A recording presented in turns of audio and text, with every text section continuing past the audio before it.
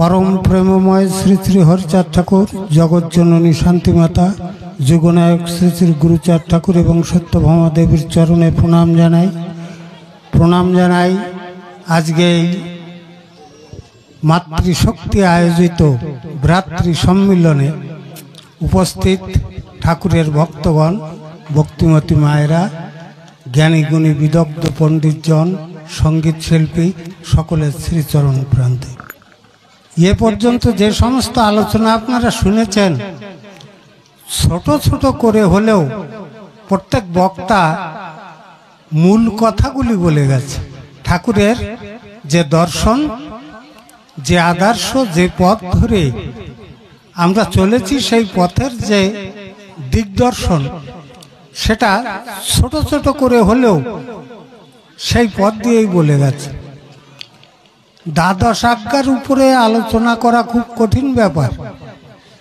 এই দ্বাদশ আজ্ঞা যখন লীলামৃত লেখা হয়ে যায়, লেখার পর তখনকার দিনে আমাদের সমাজের মানুষ কিন্তু সব বকলম ছিল, কেউ লেখাপড়া জানতো না।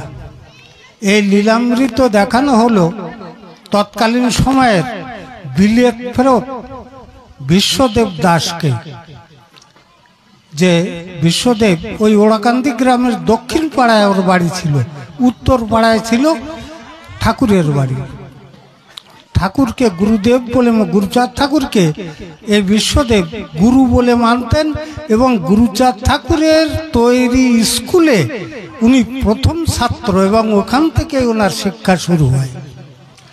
शेष पर्यन्त जखन लीलामृत लेखा हलो तिनी बिलेत थेके एसेछेन, कि शिखे एसेछेन ताई जानार जन्य गुरुचाँद ठाकुर लीलामृतेर पाण्डुलिपि विश्वदेव दास के दिए बोलें तो प्रत्येकटा स्कूले जखन छात्रदेर पढ़ाय मास्टाररा अनेक मास्टार उपस्थित आछेन।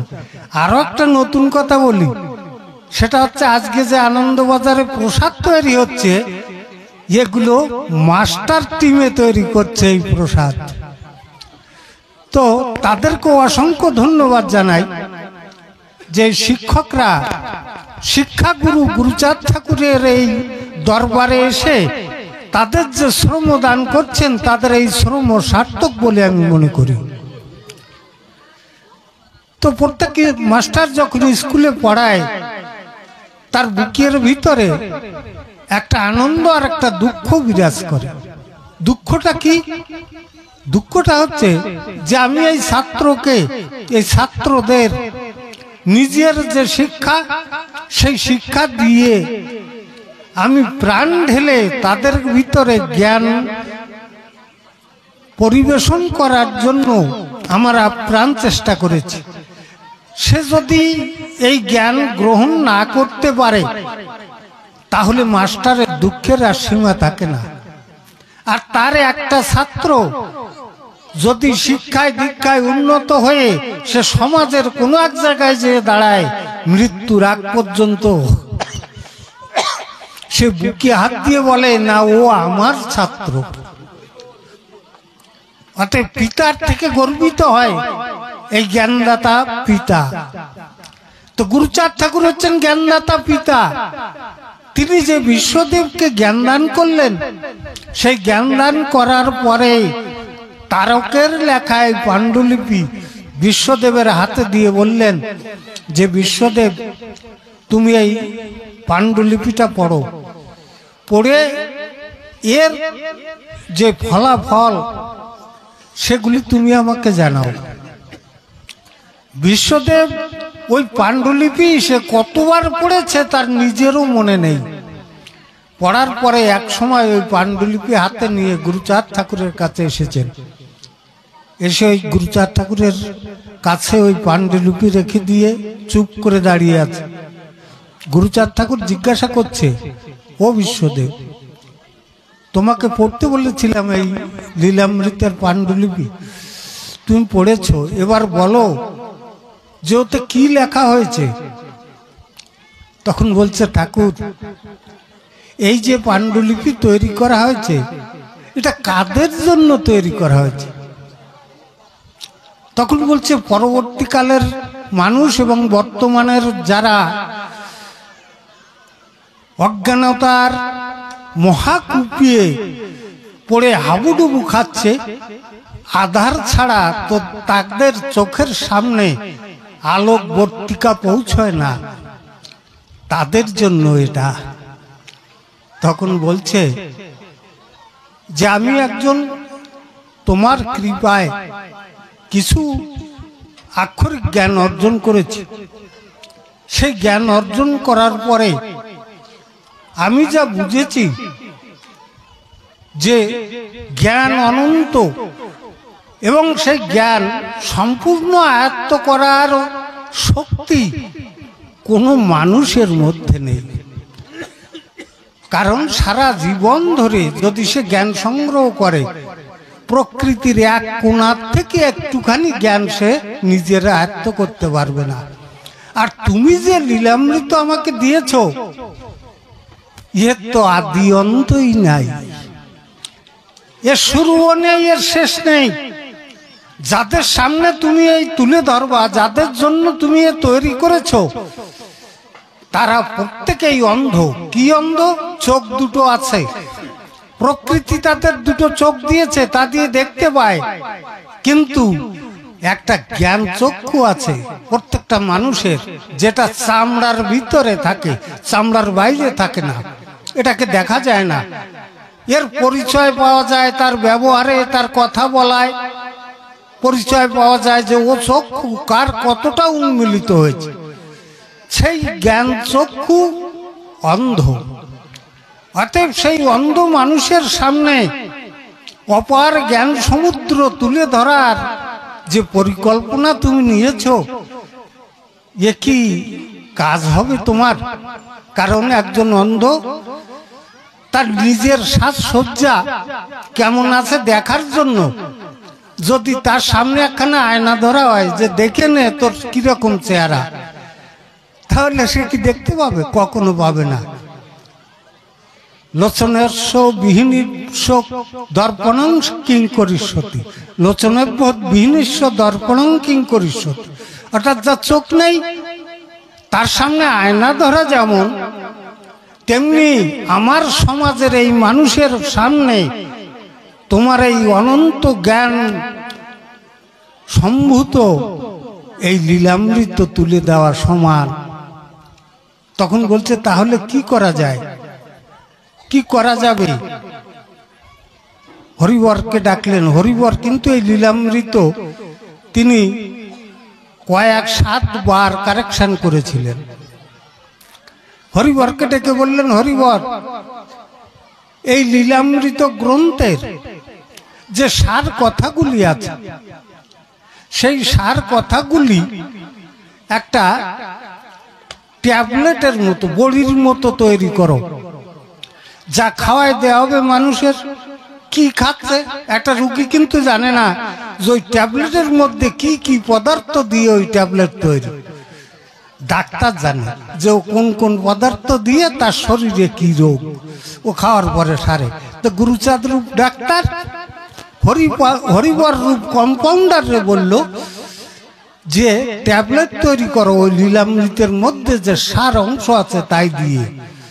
হরিবর সরকার ওই লীলামৃত চয়ন করে যে 12টা বাণী বের করলেন, ওটার নাম দেয়া হচ্ছে নির্দেশ। আজ্ঞা মানে হচ্ছে নির্দেশ। কার নির্দেশ? শ্রী শ্রী হরিচাঁদ ঠাকুরের নির্দেশ। ওর থেকে বের করলেন। বের করে এনে যখন শশীভূষণ ঠাকুর এবং ওই বিশ্বদেব দাসকে ডাকা হলো, বড় বড় পণ্ডিতদের ডাকা হলো, যারা শাস্ত্রজ্ঞ পণ্ডিত, তাদের ডেকে ওই দ্বাদশ আজ্ঞার ওই 12টা বাণী পড়া হলো। পড়ার পরে মন্তব্য করলেন যে পৃথিবীতে মানুষকে ঐশ্বরিক জ্ঞান দিতে এবং মানুষকে তার মানবতা ফিরিয়ে দিতে, মানুষকে তার চরিত্র ফিরিয়ে দিতে, মানুষকে তার ভক্তি ফিরিয়ে দিতে মানুষকে তার একাগ্রতা ফিরিয়ে দিতে যত গ্রন্থ তৈরি হয়েছে এই জগতের বুকে, তা যদি একত্রিত করা হয় তাহলে কয়েকটা পাহাড় সম হয়ে যাবে। আর এই সমস্ত পাহাড় দিয়ে যে গ্রন্থ, যে কথা বুঝাতে চেয়েছে এই জীবজগৎকে এই গ্রন্থকাররা, সে কথা এই 12টা কথার মধ্যে নিহিত। এই 12টা কথার মধ্যে ওই সমস্ত পাহাড়ের যে বক্তব্যতা এই 12টা কথার মধ্যে দেওয়া হয়েছে। সদা সত্য কথা বলিবে। আজ পর্যন্ত গুরুচাঁদ ঠাকুরের কাছে একজন এসে বলল যে এই যে প্রথম বাণীটা যে সদা সত্য কথা বলিবে, অনেক সময় দেখা যায় যে মানুষ এমন একটা বিপদগ্রস্ত হয়েছে, সেই বিপদ থেকে রক্ষা পাওয়ার জন্য সে যদি একটা মিথ্যার প্রয়োগ করে তাহলে সে বিপদ থেকে রক্ষা হতে পারে। তো এই যদি এই সত্যের উপরে দাঁড়ায় থাকা হয় তাহলে তার বিপদ ঘটবে, তো সত্য মৃত্যু মুখে যাবে। গুরুচাঁদ ঠাকুর বললেন যে দেখো বাবা, তুমি ইতিহাস পড়ে দেখো, নিজের প্রাণ রক্ষা করার জন্য, বেঁচে থাকার জন্য কত লোক, কত ছল, কত চাতুরি, কত মিথ্যা, কত প্রবঞ্চনা করেছে। কিসের জন্য? যে না শুধু বেঁচে থাকবে সে। ইতিহাসের পাতা খুঁজে দেখো, তারা কি বেঁচে আছে?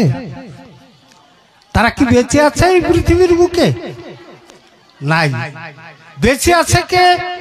সত্যের উপরে যে দাঁড়িয়েছিল, সে চির অমর মানুষের হৃদয়ে মাঝারে। অতএব সত্যের মৃত্যু নেই।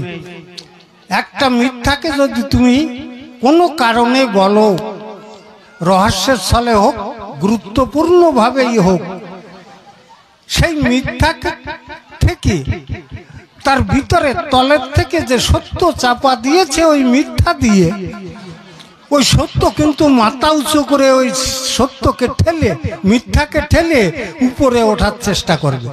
যখন উপরে উঠবে আরেকটা মিথ্যা দিয়ে ওকে চাপা দেওয়া হবে। এই করতে করতে অনন্ত মিথ্যার বোঝা চাপানোর পরেও সত্যকে কখনো চাপা দেওয়া যায় না। সে একদিন না একদিন মাথা গজায় ঠেলে ওঠে। তাই প্রথমেই ওই সত্যের শরণাপন্ন হও। এই জন্য ওই যত সাধু, যত মহন্ত, যত গোসাই, যে সম্প্রদায়ের হোক না কেন, যাকে আমরা বাকসিদ্ধ বলি, বাকসিদ্ধ মানে কি? যার কথা চিরন্তন সত্য, মিথ্যা হয় না। বাক মানে হচ্ছে কথা, আর তার সাধন করেছে, অতএব সিদ্ধ। তারা কারা? আজকে বহু অলৌকিক কথাও এখানে হয়েছে। সে অলৌকিকত্বটা কি? যে একজনের মুখের কথায় তার ভবব্যাধি সেরে যাচ্ছে, শারীরিক ব্যাধি সেরে যাচ্ছে, তার জ্ঞানের উন্মেষ হচ্ছে। এগুলো কিসে? মুখের কথায়।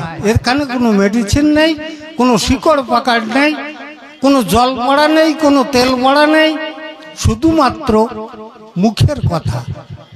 তাহলে সেই মুখের কথাটা বলার পর সেটা সত্য হয়ে যাচ্ছে। কেন সত্য হচ্ছে? যে তার মুখ দিয়ে কখনো মিথ্যা বেরোয়নি, তাই তার মুখের কথা সত্য হয়ে যাচ্ছে। গোপাল সাধু তার এক সহপাঠী একসঙ্গে খেলাধুলা করত, বিরাট ধনাঢ্য ব্যক্তি ছিলেন গোপাল সাধু, তার সঙ্গে ঘুরত।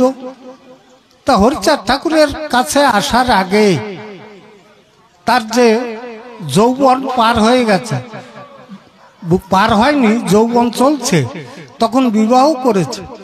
তাহলে এই যৌবন খতরনাক জীবন হচ্ছে যৌবন। এই জীবনে কত কিছু তাকে করতে হয়েছে। উনি যখন প্রথম ওড়াকান্দিতে এলেন, আসার পর যেদিন গুরুচাঁদ ঠাকুরকে দর্শন করলেন, গুরুচাঁদ ঠাকুরকে দর্শন করে দেখেন যে একটা সত্যের জগৎ, মিথ্যা মানুষের প্রয়োজন হয় প্রাণ রক্ষার জন্য, সম্মান রক্ষার জন্য। তা যে সম্মান, যে প্রাণ ক্ষণিকের জন্য এখন আছে, একটু পরে থাকবে কিনা কেউ গ্যারান্টি দিয়ে কারো বলতে পারে না। তা যার নাম স্মরণ করলে সারা জগৎ সম্মান দেয়। আজকে একজন সাধু মানুষ এই যে বসে আছে, সাধু মানুষ একজন সাধু সভায় যখন যায় তাকে সকলে প্রণাম করে, সম্মান দেয়, তাকে শ্রদ্ধা সহকারে বসায়। কিসের জন্য? ওই মানুষের মধ্যে যা আছে আমার মধ্যে তাই আছে, আপনাদের মধ্যে, প্রত্যেকের মধ্যে সেই একই পার্টস দিয়ে তৈরি, কোনো ভিন্নতা নেই। তাহলে এই সবাই এসে সর্বশ্রেষ্ঠ সম্মান ওনার, আমরা কেন পাচ্ছি না? কারণ সম্মান ওনার শরীরকে দেয় না, সম্মান ওনার কোনো কিছুকে দেয় না, দেয় কিসে? ওনার যে চরিত্র, বিশুদ্ধ চরিত্র, সেই চরিত্রের উপরে হরিচাঁদ ঠাকুর বসে আছে তাই সম্মান দেয়, নচেত দিত না। যার যার হৃদয়ের চরিত্রের উপরে হরিচাঁদ ঠাকুর বসা আছে, তার ইষ্ট বসে আছে, তাকে দেখার সঙ্গে সঙ্গে মাথা নত হয়ে যায়। কাউকে গাঢ় ধরে ঠাসে ধরতে হয় না। একটু একটু দেখলাম আমাদের ছোট্ট হরিচাঁদ ঠাকুর, গুরুচাঁদ ঠাকুর, সত্য মামা বসে আছে, এই মেয়েটা এসে বলছে, ও ওই দিক ঘুরিয়ে পা নিয়ে ওর মাথা ধরে টানিয়ে নিয়ে এসতেছে, ওর পায়ে ঠাসে ধরতেছে, সবাই প্রণাম করতে, তুই করলি। এই যে এ তো হচ্ছে বালক স্বভাব, এরাই হচ্ছে পবিত্র চরিত্রের মানুষ, নিষ্কলুষ। তো ওই রকম ভাবে কারো মাথা ঠাসি ধরতে হয় না, খালি খালি অবনত হয়ে যায়, কারণ তার হৃদয়ের মধ্যে পরম গুরু বসে আছেন, পরম জ্ঞানদাতা বসে আছেন। সেইখানে গিয়ে গোপাল সাধু দেখলো যে এই সত্যকে রক্ষা করার জন্য যত রকম ব্যবস্থা এ পর্যন্ত নিয়েছি তা শুধু খালি খালি, তা দিয়ে আমি রক্ষা করতে পারিনি। অতএব আমার কামনা, আমার বাসনা, আমার অর্থ, আমার বৈভব, আমার মান, আমার সম্মান যা কিছু আছে তোমার চরণে নিবেদন করলাম, আজ থেকে আমি তোমার। গোপাল সত্যবাদী সাধু হয়ে গেল। মতুয়াদের ইতিহাসে একজন সাধু টাইটেল পেয়েছে, সে হচ্ছে গোপাল সাধু।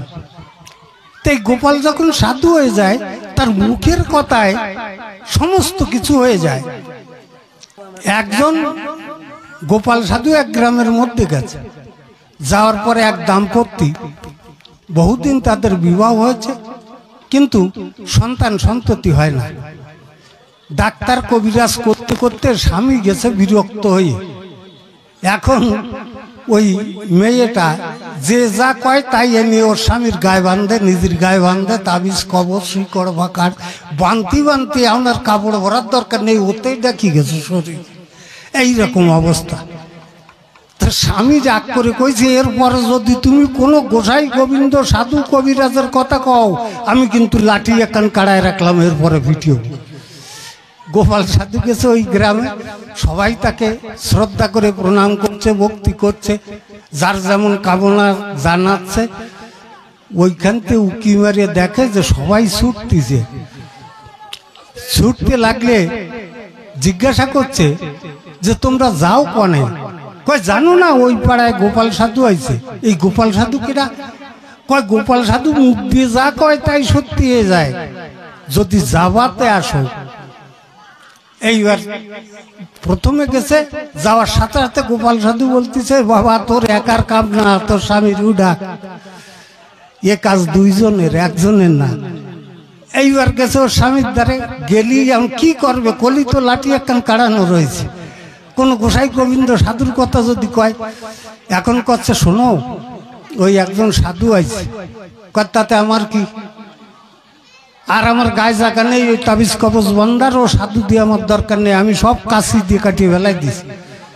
তো করছেন না, তাবিজ কবজ বন্দা সাধু নাই, এ নাকি খালি আইছে একজন সাধু মানুষ, চরিত্রবান মানুষ, একটু প্রণাম করে আসি চলো। অনেক বুঝনের পরে গেছে ওর সঙ্গে, যাইয়ে বইছে। আর ওই মেয়েটা পার কাছে প্রণাম করে তার অন্তর বেদন মুখ ফুটে বলার মতো সাহস নেই স্বামীর সামনে, লাঠি কাটানো রয়েছে। তাই অন্তরে বলছে যে বাবা, তুমি যদি সত্যবাদী জিতেন্দ্রীয় পুরুষ হও, তোমার সামনে আমি মুখ ফুটে বলতে পারলাম না আমার এই অন্তরের কথাগুলি, তুমি নিজে বুঝে আমাকে একটা পুত্র সন্তান দান করো। গোপাল সাধু বলছে, যা, তোদের একটা পুত্র সন্তান হবে, তার নাম রাখিস ক্ষীরোদ, কারণ আমার ক্ষীরোদশাহী হরি তার কাছ থেকে এনে তোদের এই পুত্র আমি দান করলাম, তাই ওর নাম রাখিস ক্ষীরোদ। পুত্র সন্তান হয়েছে, ক্ষীরোদ নাম রাখিছে। রাখার পরে খুবই সন্তুষ্ট দুইজন, নিজেদের একটা ক্ষেত আছে, তা ওই পুরুষ ছেলেটা সবসময় ক্ষেতে কাজ করে, বাড়ির দিকেও খেয়াল করে না। গোপাল সাধু আবার বলে দিছে, তোদের এই ছেলে একজন বিদ্বান হবে এবং ওর ওই বিদ্যা দিয়ে, অনেক বিদ্যারূপ আলো দিয়ে ও অনেককে আলোকিত করতে পারবে বলে সে শিক্ষক হয়ে জন্ম নেবে। এইবার কিছুদিন পরে ওই ছেলেটার বয়স যখন 2 বছর, তখন হঠাৎ একটু জ্বর মতো হয়েছে। তো জ্বর মতো হলে ওর স্বামী কিন্তু ডাক্তারের কাছে যায় না, কারণ গোপাল সাধুর পরে হয়েছে, তো আমার ওর জন্য চিকিৎসা করার দরকার। আরো গোপাল সাধু যে সত্যি কথা কয়, যে কয়ে দিল যে বিজ্ঞান হবে, শিক্ষকতা করবে এবং অনেককে আলোক দান করবে, তা সে পর্যন্ত যাবে, তো না যাই গেলি তার ওর মুখের কথা সত্যি হচ্ছে না, কোনো সময় কোনো ব্যবস্থা নেয় না। ওই যেই জ্বর হয়েছে, গ্রামের লোক কয়, তোর ছেলেটারে একটু ডাক্তারের কাছে নিস না। কয়, ও কম আমার না, ও দায়িত্ব আমার না, ওই গোপালের দায়িত্ব। এইবার বউটা এক হোমিওপ্যাথি ডাক্তারের কাছে নিয়ে একটু হোমিও ওষুধ খাওয়াইছে, খাওয়ালি তাতেও, আর হঠাৎ ওই ছেলের মৃত্যু ঘটে গেছে। মৃত্যু ঘটে গেলে ঝুড়ি দিয়ে ডাকিয়ে রাখে ওই বউটা কাঁদতে গেছে ওর স্বামীর ধারে, যেখানে কাজ করতেছে, যে বলছে যে তোমার অবহেলায় যদিও ঠাকুরের দান আমাদের প্রতি বর্ষিত হয়েছিল, কিন্তু তোমার অবহেলায় আজকে সে মৃত্যুবরণ করলো। কি করলে? কয়, আমাকে সে ক্ষীরোদ মারা গেছে। কয়, তুমি মিথ্যে কথা করছো না, গোপাল মিথ্যে কথা কয়, এই দুইজনের মধ্যে একটাতে মিথ্যে কথা কয়। তখন বলছে, আমি মিথ্যে বলছি না, তুমি দেখো।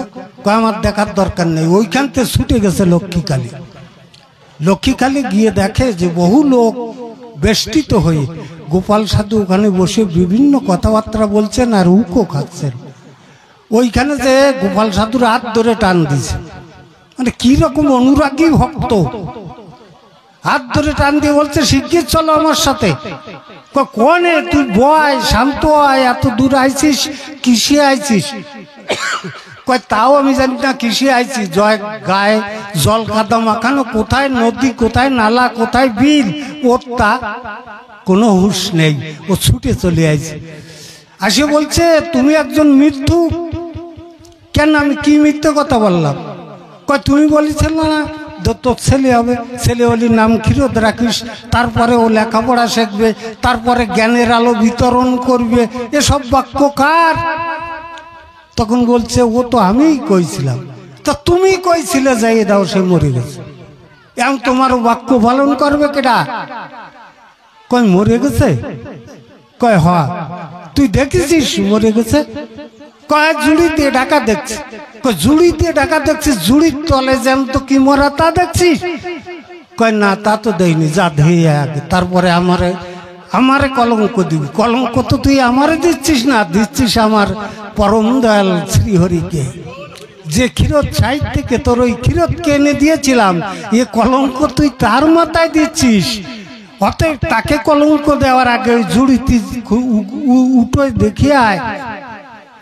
ও আবার ওইখান থেকে ছুটে চলে আসছে, আসিয়ে ওই জুড়ি আগলা করে দেখে যে ওই ক্ষীরোদের বাম চোখে ওইখানে একটা ডাইয়ে পিঁপড়ে, ওই বড় পিঁপড়ে যা ওর নাম হচ্ছে ডাইয়ে পিঁপড়ে, ওই ডাইয়ে পিঁপড়ে ওই চোখের কোনায় কামড়াইয়ে ওই টানাটানি করছে আর ও ছটফট করছে। ও বলছে আমার চোখ জ্বলে গেল, চোখ জ্বলে গেল। এখন উঠোই দেখে ওই তাড়াতাড়ি ডাইয়ে পিঁপড়ে টানি বার করছে, একটা চোখ কানা হয়ে গেছিল, অন্ধ হয়ে গেছিল। এখন ওই যখন ওই ছেলে কান্না করে উঠেছে, মা গ্রামের লোক সবাই চলে এসছে।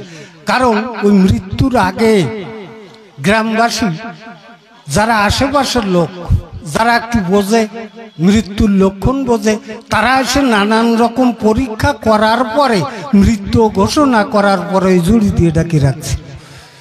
তারা বলছে যেটা হলো কি করে। তখন ওই কৃষক বলছে যে ওটা হলো এই করে যে আমার স্ত্রী মিথ্যে কথা বলেছে, গোপাল কখনো মিথ্যা বলে না। এই হচ্ছে সত্যের বাস্তব চিত্র। আমরা নিজেদের কখনো হাবুডুবু খেতে থাকি এই মায়ার মধ্যে। কখনো বিপদ যখন আসে, সেই বিপদের কাণ্ডারিকে ডাকতে আমাদের অনেক দেরি হয়ে যায়। কারণ ওই বিপদ রক্ষা করার জন্য নিজের শক্তি আগে প্রয়োগ করি, যে কিভাবে হয় আর্থিক শক্তি, জনশক্তি, মনোবলের শক্তি, সকল শক্তি যখন পরাজিত হয় তখন তার কাছে গিয়ে উপস্থিত হই। তার মানে আমার আত্মবিশ্বাসে কতটা ঘাটতি রয়েছে। বিশ্বাসের মধ্যে যতটা ঘাটতি থাকবে ততটাই আমি ঠাকুরের থেকে দূরত্ব অনুভব করব। এই জন্য ওই দাদা সরকার আরেকটা বাণী আছে, ঈশ্বরে আত্মদান করো, নিজেকে সমর্পিত করো। তো এই যদি আমি 12টা আজ্ঞার বিশ্লেষণ করতে যাই তাহলে ভাত ঠাত খাওয়া আর হবে না, আর ওই রাত্রি লীলামৃত পাঠও হবে না।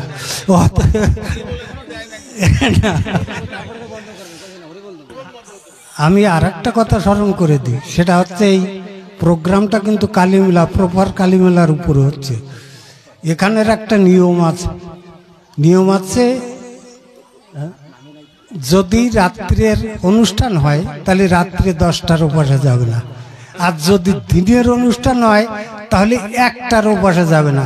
তথাপি আমাদের ভ্রাতৃ সম্মিলনের নিয়ম যে 2টো পর্যন্ত হবে, সেই 2টোকে বজায় রেখে আমরা কিন্তু করি। অর্থাৎ স্ত্রীকে মাতৃজ্ঞান করবে। আমাদের শচীন দা এই বাণীটার উপরে একটু আলোচনা করতেছিল।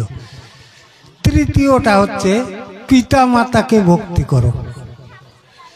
তা নারীর কে মাতৃজ্ঞানে শ্রদ্ধা করলে কি হয়, অনিমেষ বাবু আলোচনা করেছেন, আমাদের শচীন দাও কিছু আলোচনা করেছে, আমাদের দুলাল বাবু কিছু আলোচনা করেছেন।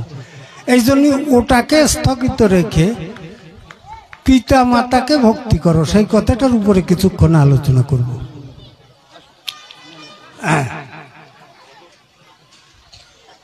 জগৎ আনন্দময়। আনন্দময় কেন? কারণ আমার সৃষ্টি আনন্দ সত্তার থেকে, তাই জগৎ আনন্দময়। প্রত্যেকটা মানুষ আমরা জানি যে এই জগতে এসেছি, এটা ক্ষণস্থায়ী, এর নাম হচ্ছে মরজগৎ। এখানে আসলেই মানুষকে মরতে হয়, জন্মালে মরতে হয়। তথাপিও এই জগতে এসে জগতের ঐশ্বর্য, সেই যে ঐশ্বর্য দিয়ে প্রকৃতি এই জগৎকে গড়েছে, সেই ঐশ্বর্য সম্ভার ভোগ করার জন্য এবং নির্বাচন করার জন্য আমাদের মধ্যে 10 ইন্দ্রিয় দিয়েছে। আর এই 10 ইন্দ্রিয়কে পরিচালনা করার জন্য একটা ইন্দ্রিয় দিয়েছে, তার নাম একাদশ ইন্দ্রিয়, তিনি হচ্ছেন মন। কিন্তু এই একাদশ ইন্দ্রিয় তিনি অন্ধ, চোখে দেখতে পায় না, পরিচালক চোখে দেখতে পায় না।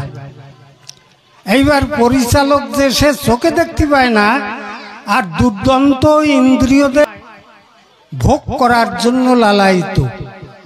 একাদশ ইন্দ্রিয় নির্বাচন করবে যে তুমি কি ভোগ করলে তোমার জীবন মঙ্গলময় হবে। এই একাদশ ইন্দ্রিয় যখন অন্ধ, তার দুইজন মন্ত্রী আছে। এই একাদশ ইন্দ্রিয় পরিচালকের দুইজন মন্ত্রী আছে, একজন হচ্ছে বিবেক আর একজন হচ্ছে বুদ্ধি। এই দুইজন তার মন্ত্রী। যে কথাটায় বিবেক সম্মত হবে এবং বুদ্ধি দ্বারা সেই ইন্দ্রিয়দের পরিচালনা করবে। এর বিপক্ষে আরেকজন রয়েছে, অবিবেক আর কুবুদ্ধি। এরা দুইজনের এন্ট্রি পার্টি। মনকে বিচলিত করে, বিভ্রান্ত করে তাকে নিজের কক্ষচ্যুত করে দেয়। যার কারণে মানুষ, প্রত্যেকটা মানুষ, এই যে এরা আমাদের ঠাকুররা, এরা কিন্তু এদের ভিতরে কোনো অসৎ বুদ্ধি নেই, কোনো সৎ বুদ্ধিও নেই। সৎ কি তাও জানে না, অসৎ কি তাও জানে না। এরা নিষ্কলুষ পবিত্র আত্মা। এদের কোনো দোষ ত্রুটি কোনো কিছুতে হয় না, সব জায়গায় এদের সমান। কিন্তু আমার যখন অবিবেক আর দুর্বুদ্ধি জুটে যায়, তখন আমার দোষ ত্রুটি এই সমস্ত এসে আমার সঙ্গে সংযুক্ত হয়ে যায়। আর তারা সংযুক্ত হওয়ার সঙ্গে সঙ্গে আমি যে আনন্দধাম থেকে এখানে এসেছি, সেই আনন্দধামের বার্তা তারা আমাকে ভুলিয়ে দেয়। ভুলানোর পর আমার সামনে একটা কালো পর্দা পড়ে যায়। সে পর্দার ওপার থাকে আনন্দ, আর এপার থাকে নিরানন্দ।